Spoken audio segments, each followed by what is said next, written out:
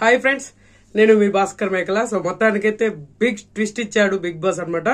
So మనకు వచ్చిన update ప్రకారంగా అయితే మార్నింగ్ ఒక వీడియో చేసాం కదా. సో ఇప్పుడు ఎలిమినేట్ అయింది ఎవరు ఏంటి అని అంటే, సో చాలా షాకింగ్ గా ఉండబోతుంది అండ్ మీరు ఎక్స్పెక్ట్ చేసిన పేరే ఉండబోతుంది. అండ్ మనం ముందే చెప్పాం కదా, ఒక విధంగా ఇద్దరు బాటమ్ లో ఉన్న వాళ్ళ ఇద్దరు ఇట్లలో చూసుకుంటే ఎవరిని కాల్ తీసుకుంటారు బిగ్ బాస్ అని అనుకున్నాం. సో ఈ వారం 8th వీక్ ఎలిమినేట్ అయిన కంటెస్టెంట్ ఎవరు అంటే, సో అంతకంటే ముందు ఖచ్చితంగా వీడియోకి ఒక లైక్ వేసుకోండి ప్లీజ్. ఒక లైక్ వేసుకుని వీడియో ఎండ్ వరకు చూసండి. చాలా షార్ట్ అండ్ స్వీట్ గా ఉంటుంది అనమాట, పెద్దగా ఉండదు. సో ఎలిమినేషన్ ఆల్మోస్ట్ బాటమ్ లో ఉంది గౌరవ్, మాధురి.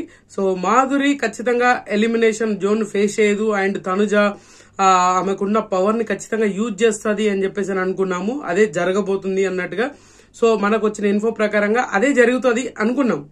బట్ ఇక్కడ ఏమైందంటే, బిగ్ బాసే పెద్ద ట్విస్ట్ ఇస్తూ, బిగ్ బాస్ మామూలు ట్విస్ట్ కాదు, ఒక రేంజ్ ట్విస్ట్ అయితే ఇచ్చాడు. ఆ ట్విస్ట్ ఏంటి అని అంటే, సో గౌరవ్ ఎలిమినేషన్ అవ్వలేదు. సో షాకింగ్ గా గౌరవ్ కాకుండా ఎవరయ్యారు అని అనుకుంటున్నారు? మాధురి గారు. సో దువ్వల మాధురి గారు 8th వీక్ ఎలిమినేషన్ అయితే కన్ఫర్మ్ గా అయిపోయారు. షూట్ కూడా కంప్లీట్ అయింది. సో ఇప్పటి వరకు నేను మార్నింగ్ చెప్పింది కూడా షూట్ కంప్లీట్ అవ్వలేదు, జస్ట్ ఇన్ఫో మాత్రమే అని చెప్పాము.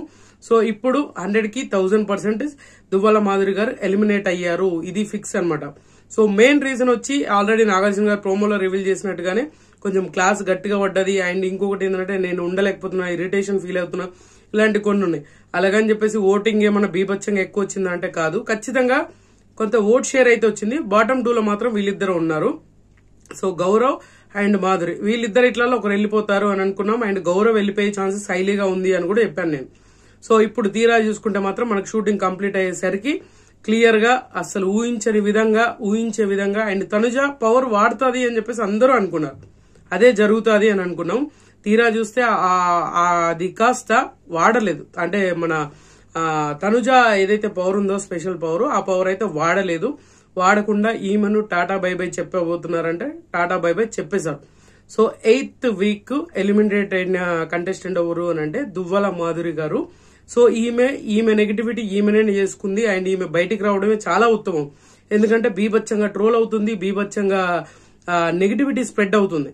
సో దానివల్ల బయట ఉన్న వాళ్ళకు కూడా ఎఫెక్ట్ అయ్యే ఛాన్సెస్ ఉంది. ఆ విధంగా బేస్ చేసుకున్న ఈమె ఎంత ఫాస్ట్ గా బయటకు వస్తే అంత మంచిది అనే సిచ్యువేషన్ క్రియేట్ అయిపోయింది అనమాట.